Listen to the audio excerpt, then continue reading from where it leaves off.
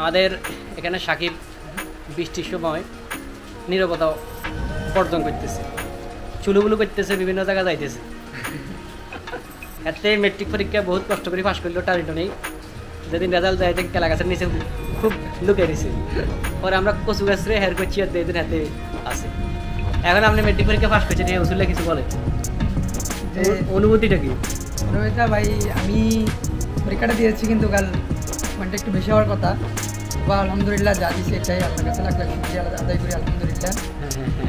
এখন আপনার পড়াশোনার কি আগে সামনের দিকে চলবে না? হ্যাঁ ইনশাল্লাহ, আলহামদুলিল্লাহ। সে পড়াশোনা করবে, কিন্তু পড়াশোনা না করলে তার ইয়ে নাই। এখন বাইরে বৃষ্টি হচ্ছে, আপনাদেরকে দেখাচ্ছি। এই যে দেখেন, এই যে বাইরে বৃষ্টি হচ্ছে মোটামুটি। এই যে আমরা এখন বসে